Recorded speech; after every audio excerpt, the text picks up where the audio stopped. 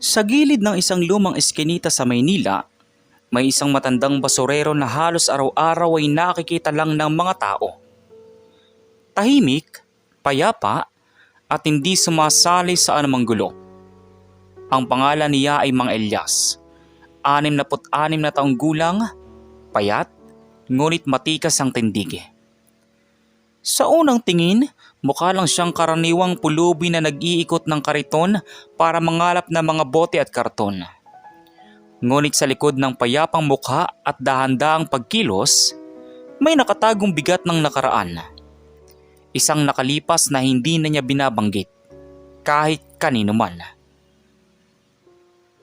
6:00 pa lang ng hapon, pero makulimlim na ang langit. Mainit ang hangin, mabigat, parang naghahanda ang gabi para sa problema. Sa dulo ng eskinita, naroon ang tropa ng 20 tambay. Karamihan ay amoy alak, halatang magdamag ng gising. Maingay sila, naghahalakhakan at minsan ay nag-aalboruto sa kung sino mang madaanan nila.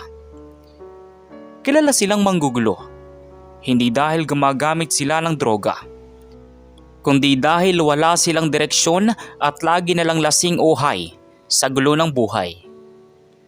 Si Mang Elias, gaya ng dati, ay hindi nila pinapansin.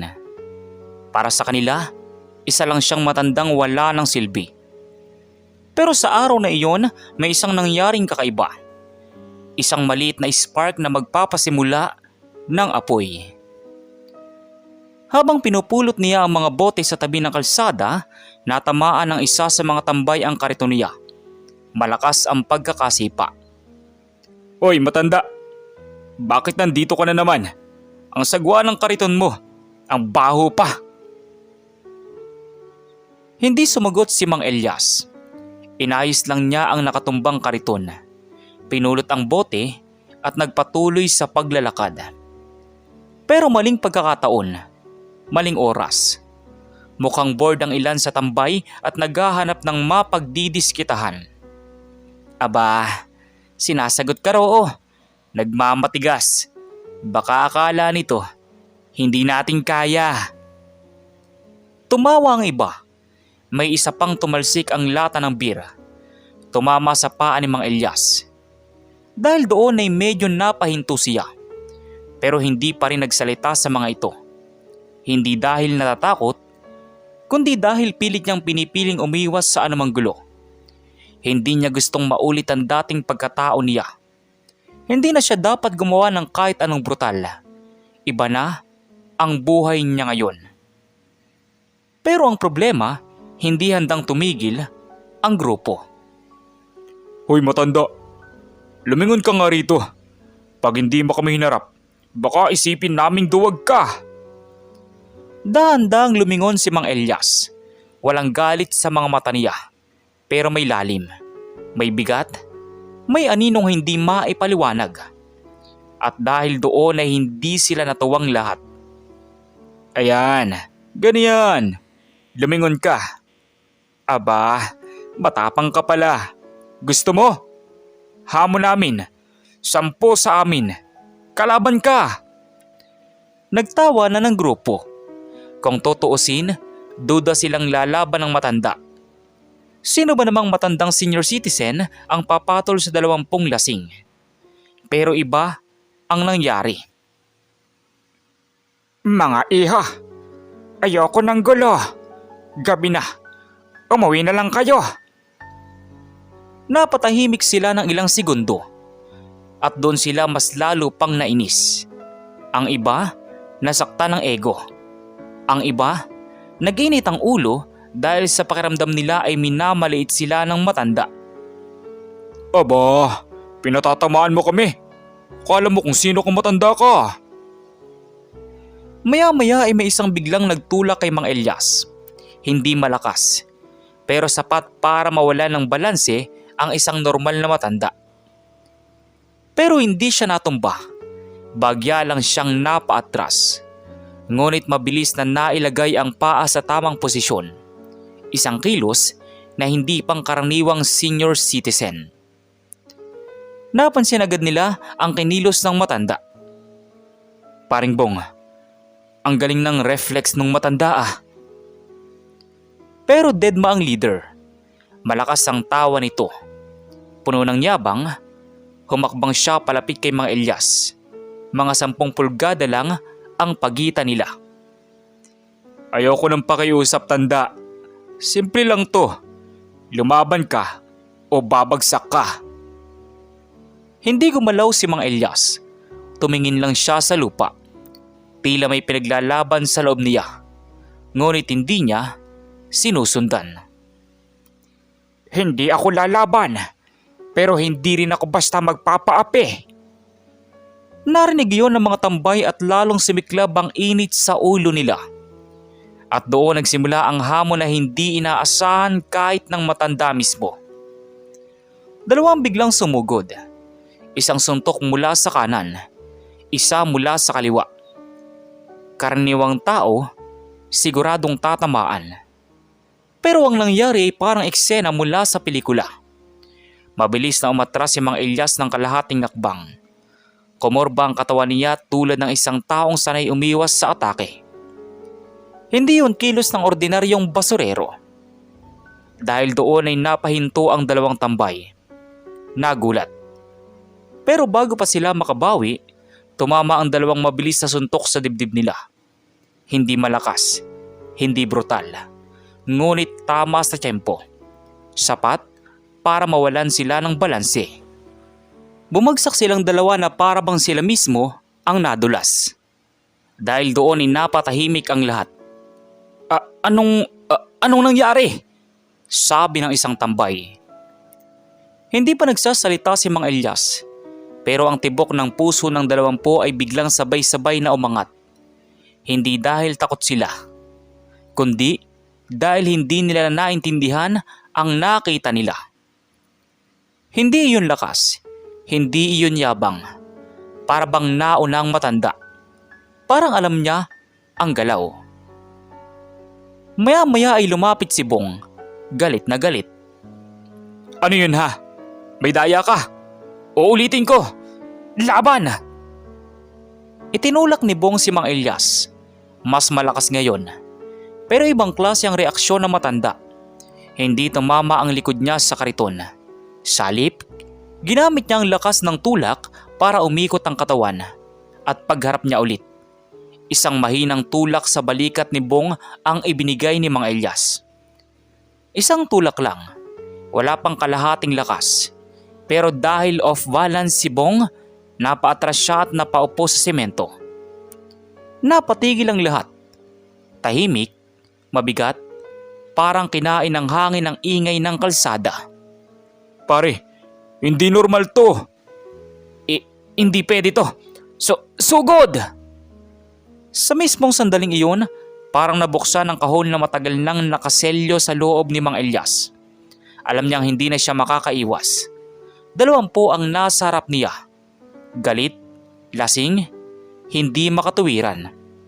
At sa gabing iyon, kahit gaano pa siya kamapayapa, may kailangan siyang gawin. Hindi para manakit, kundi para mabuhay. Pumikit si Mang Elias saglit, huminga ng malalim. At doon nagsimula ang 2 minutong papabagsakin niyang hindi makakalimutan ng buong iskinita at ng mga mayayabang tambay. Hindi pa ito ang mismong labanan. Ito pa lang ang simula ng bagyong paparating. Sa pagsigaw ni Bong ng sugod, parang sabay-sabay na nagising ang kalsada. Nanginginig ang lupa sa bigat ng yabag ng 20 tambay habang nagsasalubong ang alikabok at hangin sa gitna ng makipot na iskinita. Nasa pagitan nila ang isang matandang basurero. Nakasuot ng kupas na t-shirt, may butas ang sapatos at may hawak na karitong gawa sa kahoy na halos sumuko na rin sa tagal. Ngunit sa oras na iyon, para bang may ibang presensya na bumabalot kay Mang Elias. Hindi lakas, hindi yabang, kundi katahimikang hindi magalaw. Parang tubig na hindi mo mababasag kahit pindutin mo. Sa likod ng katahimikang iyon, nagsimula ang bagyo. 4 ang unang sumugod. 1 mula sa kanan, 2 mula sa kaliwa at isa sa likod na sinusubukang makasingit. Sa normal na tao, imposibleng sabay-sabay itong iwasan. Pero si Mang Elias, hindi na siya kumikilos bilang matanda. Kumikilos siya bilang taong dati nang nabuhay sa lugar na mas masikip, mas delikado at mas mabilis kaysa rito. Tinago niya ang kariton sa likod.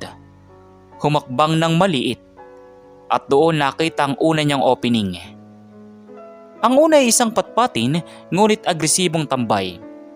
Mabilis ang suntok pero mas mabilis ang pagyuko ni Mang Elias. Isang maliit na galaw, hindi lumampas sa kalahating dipa. Sa pag-angat niya, humataw ang siko ng matanda sa tagiliran nito. Hindi malakas pero tama ang direksyon. Bumagsak ang tambay na parang napuwing ng hangin.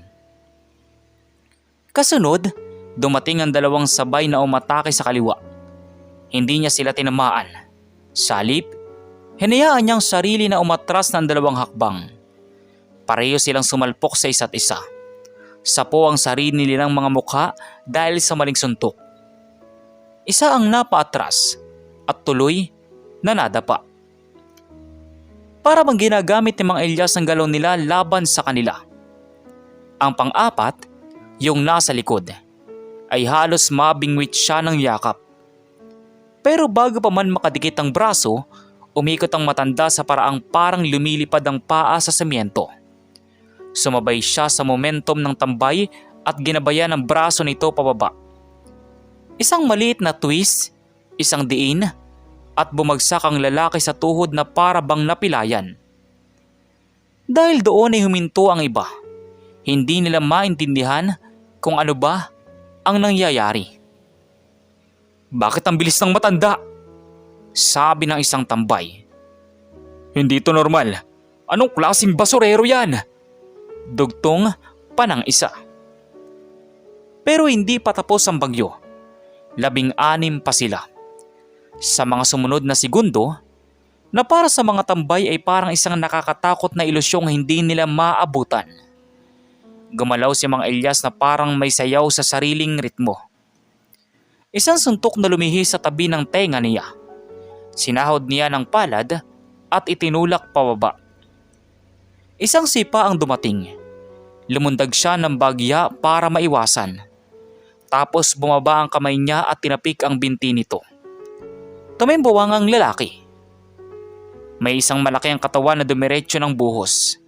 Pero sa isang iglap, nasa gilid na ng tabi ang matanda. At nakatikim ang dambuhala ng mabilis sa tadyak sa likod ng tuhod. Hindi lakas ang lumalamang, kundi posisyon, tiyempo at disiplina na parang iniipon sa buong buhay. Unti-unting nagiging katawa-tawa ang mga pag-atake ng tambay. Hindi dahil mahina sila, kundi dahil sobrang tahimik ng depensa ni Mang Elias. Walang galaw na sobra. Walang ingay, lahat eksakto. At doon nagsimula ang kaba sa kanila. "Pare, hindi ko na to trip. Parang sinasaniban yung matanda. Bumabalik yung mga tira natin.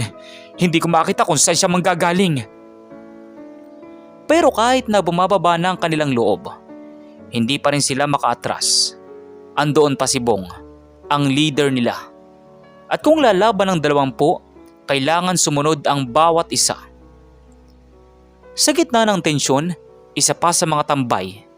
Malaki ang braso, mukhang dating construction worker.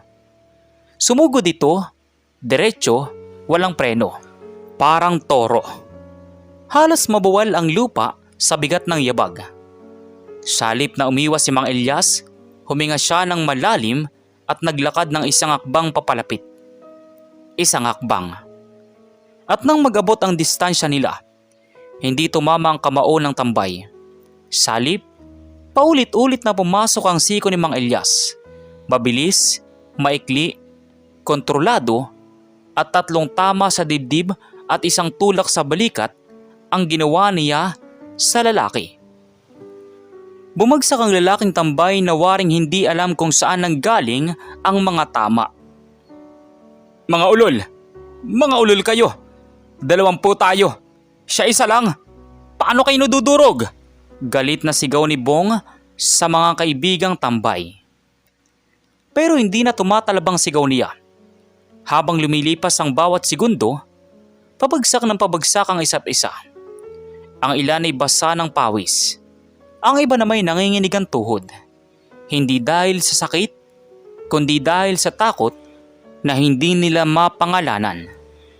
Hindi nila alam kung ano si Mang Elias. At doon nagsimula ang mismong 2 minuto na hindi nila makakalimutan. 1 minuto at 20 segundo. 3 ang sumugod sabay. Nakatiklop ang braso ni Mang Elias habang iniiwas ang katawan. Parang dahon na umiilag sa hangin. Isang wirong galaw. At ang 3 ay nagkabuhol-buhol. Natamaan ang sarili nilang mga siko. 1 minuto at 33 segundo. Isang mataas na sipa ang muntik tumama kay Mang Elias. Yumuko siya, gamit ang isang kamay upang gabayan pababa ang binti. Inikot niya ang lalaki, hindi para saktan, kundi para ibagsak ng ligtas. Ngunit dahil lasing ang tambay, natumba pa rin ito ng parang puno. 1 minuto at 49 na segundo. May matipunong tambay na tinangkang yakapin si Mang Elias para mapigilan ang galaw. Ngunit bago pa man magdikit ng kamay, nawala ng matanda sa gitna. Nasa likod na siya nito. Isang tapik sa balikat at nag-collapse ang balance ng tambay. 1 minuto at 56 na segundo. 3 na lang ang nakatayo. Hindi sila sumugod. Damang-dama nila ang takot sa dibdib nila dahil sa kakaibang kinikilos ni Mang Elias. 1 minuto at 59 na segundo. Naglakad si Mang Elias palapit sa kanila. Hindi nakataas ang kamay. Hindi agresibo. Puno lang ng katahimikan. Pasensya na po matanda. Wala kaming galang. Sabi ng isang tambay. Sapat na. Tapos na.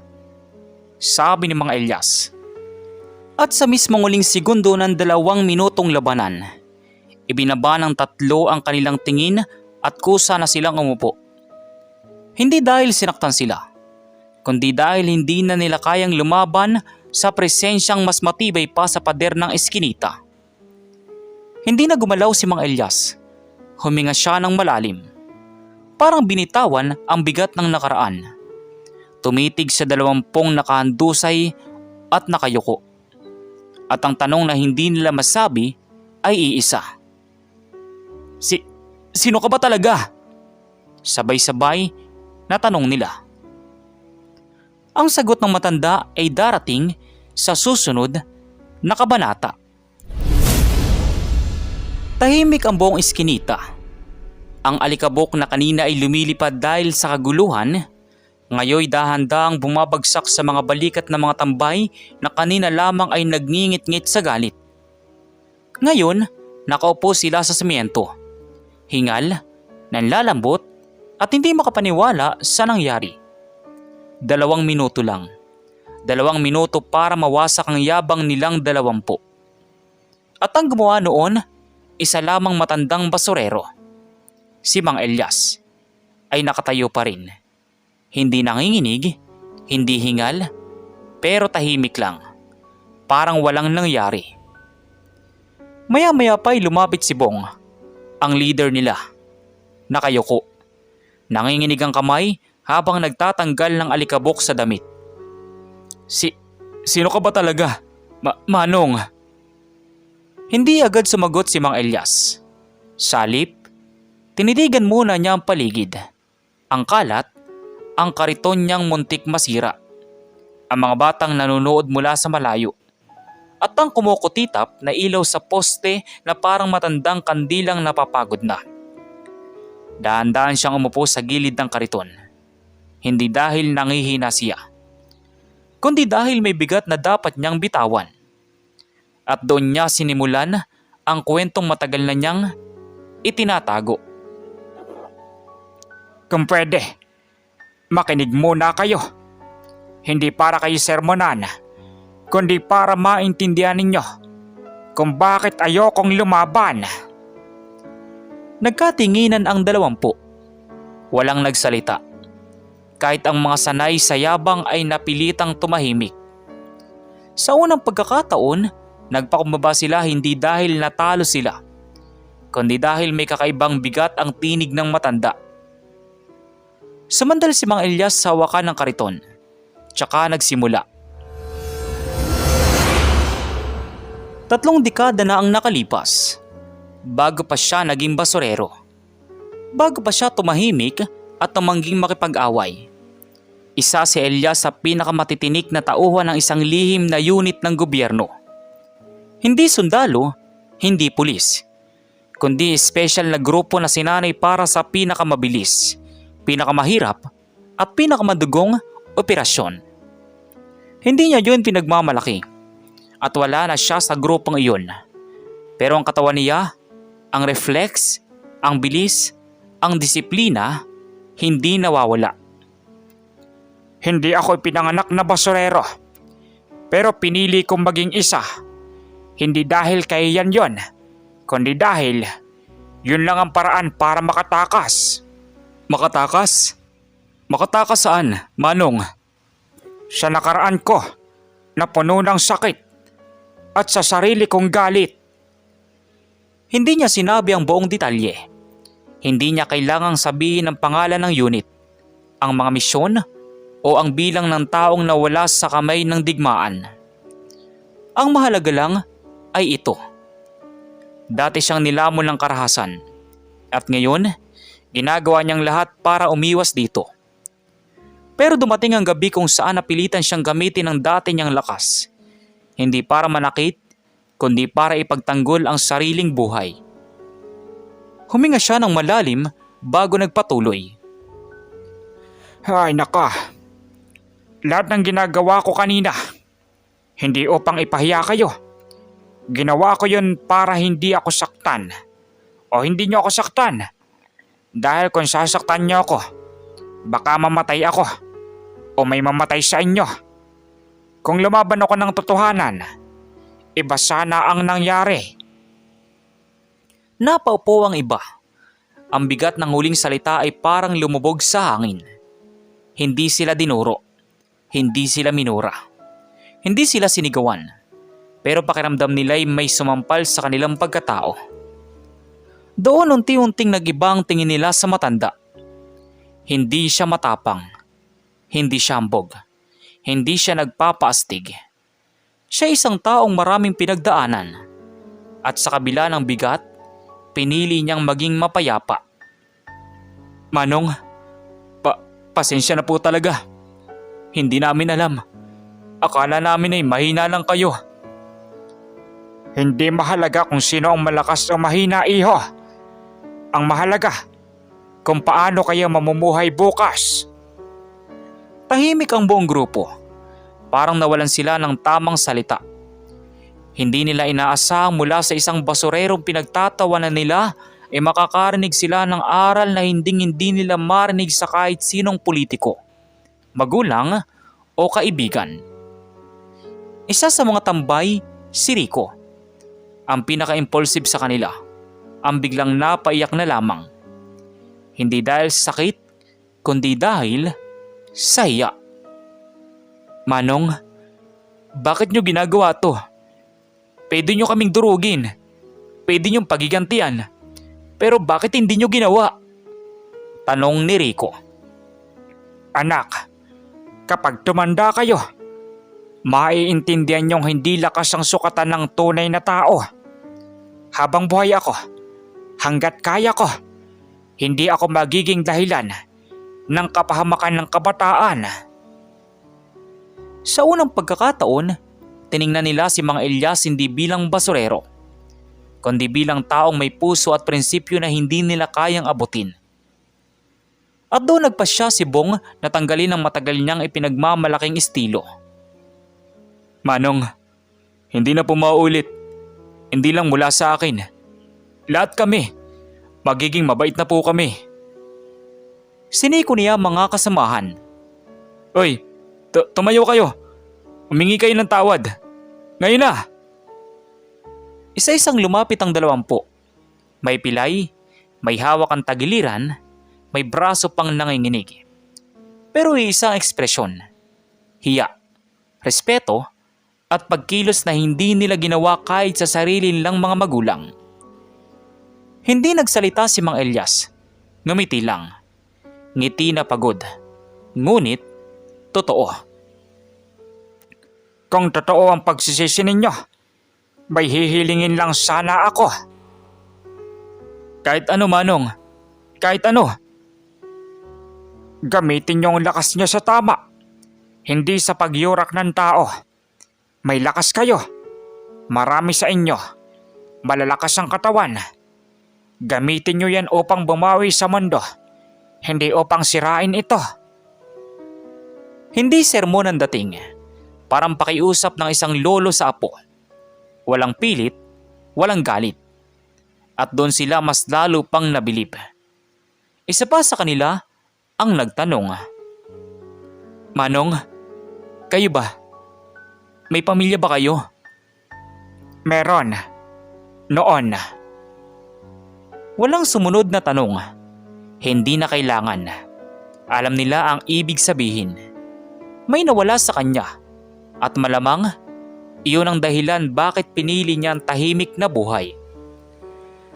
Makalipas ang ilang minuto, nagulat si Mang Elias nang may lumapit na batang naka-uniform ng barangay street sweepers. Lumuhod ito sa harap ng kariton. Manong, kami na po ang maglilinis nitong kalat. Kaming gumawa ng gulo. Kami mag-aayos. At doon nagumpisa ang hindi inaasahang eksena. 20 tambay na dati sanay na lang sa inuman, sigawan at kaguluhan ay biglang naging mabilis ang kilos sa pagwawalis, pag-aangat ng mga bote at pag-ayos ng mga nagulong kahon. Si Mang Elias, tahimik lang. Nakaupo, nakatingin sa kanila na parang may nawalang bigat sa puso. Salamat sa inyo. Uwi ka ni Mang Elias. Hindi dahil may nagawa silang malaki, kundi dahil may nagbago sa kanila. Hindi lahat ng pagbabago ay kailangang violent. Minsan, kailangan lang nilang may makitang isang taong hindi sumusuko sa kabutihan. At ang kabutihang iyon, sa gabing iyon, ay nagmula sa isang matandang basurero. Pagkatapos ng paglilinis, lumapit si Bong sa matanda at nag-abot ng isang lumang sombrero.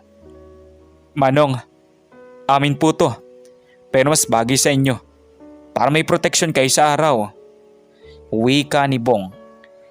Naku iho, sa tingin mo ba'y kailangan ko pa? Kailangan po, para sa amin, kayo nang naging ilaw dito sa kanto. Kahit pa ayaw nyo, respeto namin sa inyo yan.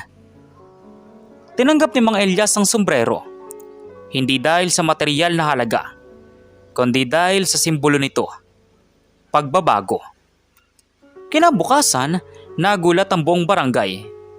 Ang 20 tambay na halos araw-araw ay nasa trouble list ay nakita nilang nagwawali sa eskinita, nag-aayos ng bakod at tumutulong sa mga nagtitinda. At sa dulo ng kalsada, naroon si Mang Elias. Tahimik, may bagong sombrero at may ngiting hindi kayang pantayan ng kahit anong medalya. At mula noon, tuwing may bagong dumadayo para manggulo sa lugar nila, hindi na si Mang Elias ang haharap, kundi ang 20 dating pasaway na tambay, na ngayon ay handang ipagtanggol ang kanto nila na parang sariling tahanan. At ang sabi nila, kung may problema kayo dito, tandaan nyo to, sa kanto namin, may nag-iisang alamat. At ang alamat na iyon ay hindi pulis, hindi sundalo, hindi gangster, kundi isang matandang basurero na nagngangalang Mang Elias. At nagpatunay na minsan ang pinakamalakas ay yung pinipili pa ring maging mabuti. Kayo, ano pong masasabi nyo sa kwento natin ngayong araw? At kung anong mga aral po ang mga natutunan ninyo? Maaari niyo po bang i-comment doon sa baba doon sa comment section para muli ko pong mabasa. So once again, inuulit ko pong muli. Ako po si Tamoxic TV. Kita-kita po tayong muli sa mga susunod pa nating maraming mga video. Thank you and God bless you all. Peace out.